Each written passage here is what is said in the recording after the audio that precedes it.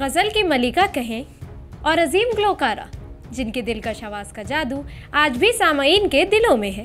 यही वजह है कि उन्हें मलिका गज़ल के नाम से याद किया जाता है। अब मलिका गज़ल के नाम सुनते ही तो आप जान गए होंगे कि हम किसकी बात कर रहे हैं। जी हाँ, आज हम बात कर रहे हैं बेगम अख्तर की। बेगम अख्तर की पैदाइश 7 अक्टूबर 1914 को फैज़ाबाद के एक मुतवस्सित घराने में हुई थी।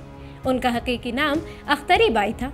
उनके वालिद असगर हुसैन एक नौजवान वकील थे। बतौर अदाकारा बेगम अख्तर ने एक दिन का बादशाह से सिनेमा में अपने करियर का आगाज़ किया, लेकिन इस फिल्म की नाकामी की वजह से अदाकारा के तौर पर वो कुछ खास शनाख्त नहीं बना पाई। 1933 में ईस्ट इंडिया के बैनर तले बने फिल्म की कामयाबी के बाद बेगम अख्तर बतौर अदाकारा अपनी कुछ शनाख्त बनाने में कामयाब रही थी। इस दौरान बेगम अख्तर ने अमीना, मुमताज़ बेगम, जवानी का नशा, नसीब का चक्कर जैसी फिल्मों में अपनी अदाकारी के जौहर दिखाए।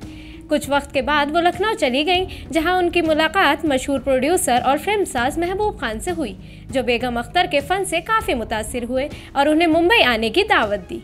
साल 1945 में जब बेगम अख्तर का फ़न उरूज पर था, तब उन्होंने लखनऊ के एक मशहूर बैरिस्टर इश्तियाक अहमद अब्बासी से शादी कर ली। दोनों की शादी का किस्सा भी काफ़ी दिलचस्प है। एक प्रोग्राम के दौरान बेगम अख्तर और इश्तियाक मोहम्मद की मुलाकात हुई। बेगम अख्तर ने कहा, मैं शोहरत और पैसे को अच्छी चीज़ नहीं मानती। औरत की सबसे बड़ी कामयाबी ये है कि वो किसी की अच्छी बीवी बने। ये सुनकर अब्बासी साहब ने कहा कि क्या आप शादी के लिए अपना करियर छोड़ देंगी? इस पर उन्होंने जवाब दिया, हाँ, अगर आप मुझसे शादी करते हैं तो मैं गाना बजाना तो क्या अपनी जान तक दे दूंगी। शादी के बाद उन्होंने गाना बजाना तो दूर गुनगुनाना तक छोड़ दिया था। साल 1939 में उन्होंने एक बार फिर लखनऊ रेडियो स्टेशन से गज़लें गाने के प्रोग्राम देने शुरू किए।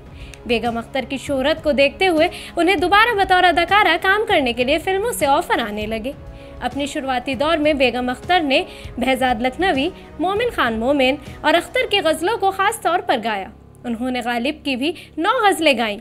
इसके अलावा ज़ौक़, मीर, फैज़, शकील, शमीम जयपुरी, फ़ाखिर याह्या और कैफ़ी आज़मी की तख्लीक़ात को भी अपनी जादुई आवाज़ से लबरेज़ किया।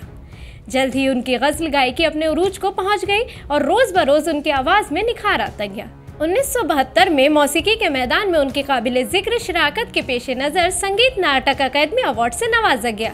इसके अलावा वो पद्मश्री और पद्म भूषण अवार्ड से भी नवाजी गईं।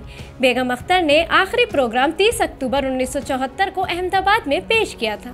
इस प्रोग्राम में उन्होंने अभी एक ही गज़ल गाई थी कि उन्हें दिल का शदीद दौरा पड़ा और प्रोग्राम दरमियान ही में मुलतवी करना पड़ा था। बेगम अख्तर को अस्पताल में दाखिल किया गया, मगर उनकी हालत में कोई इफाक़ा न हुआ। मुसलसल ज़िंदगी और मौत की जंग लड़ने के बाद बेगम अख्तर ने अहमदाबाद के इसी अस्पताल में दुनिया को अलविदा कह दिया।